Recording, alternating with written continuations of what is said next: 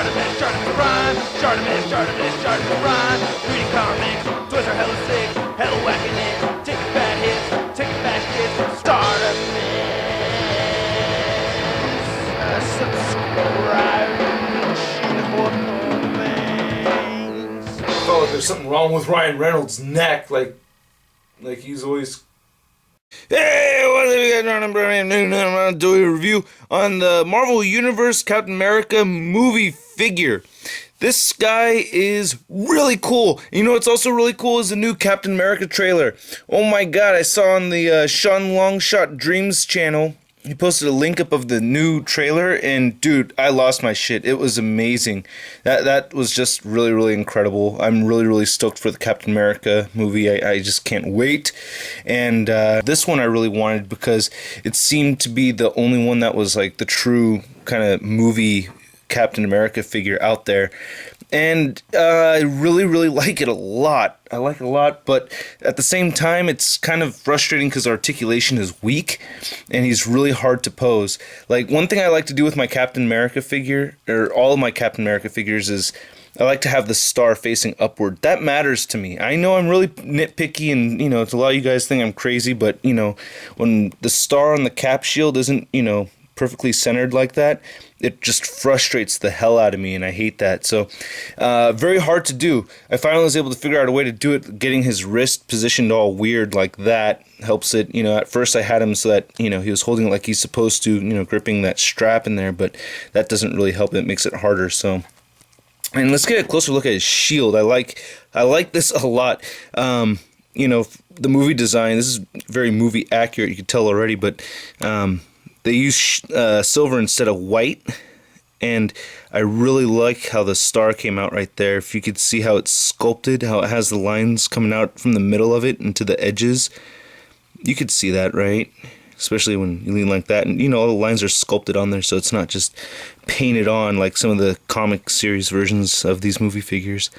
I like how that blue sparkles. It's a very metallic looking shield, very accurate. I love that. And I like how you can see the underside of it, how you can see how it was made and everything. That's very cool. I like how they have these little lines inside the straps right here, so it looks very realistic. Just an awesome shield.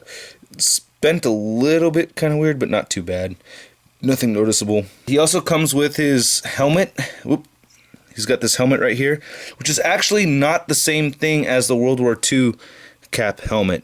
This is actually totally different. You can see it's got this strap going across the top right here, and the hanging straps down there are different than this, and you can see how the straps hanging down are different. So it's just a completely different helmet, which is neat. And here he is with his helmet on, which I'm not a big fan of, but he does ride a motorcycle a bunch, so just I don't know, I prefer it without it. Then he comes with this pistol, which broke. This is so small, damn, but you can see right there on the trigger the plastic broke right there, which isn't the worst, thing that could happen. But it's nicely sculpted. I like the silver on the gun. It's very neat. And he does have a holster that it can go into, unlike some of these figures where they have guns that don't, they're sculpted and they don't come out. It's got that strap that you have to lift up and move out of the way. And then you could just flop it right over. This doesn't really hook on to anything. I guess you could tuck it in if you really want to. I'm not going to try doing that. No, I'm not going to bother trying to do that. But so that fits nicely right there.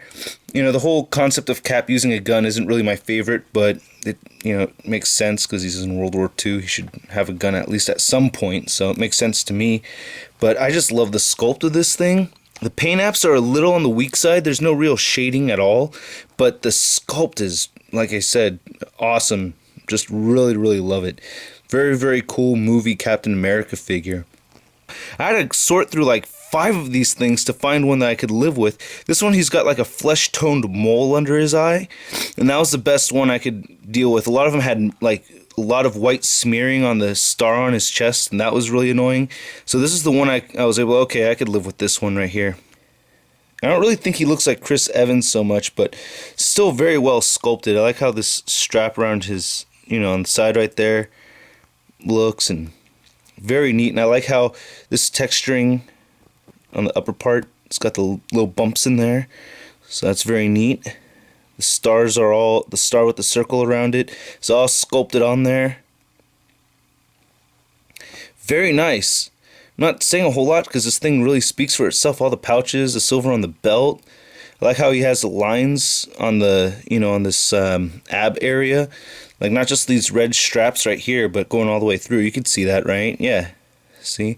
That's very good sculpt work. And all the straps on the back right here. He's got this hole peg, which I don't really know what it's for, but oh well. You can see the silver buckles right there. Even butt pockets. They even have that, piss zipper right there.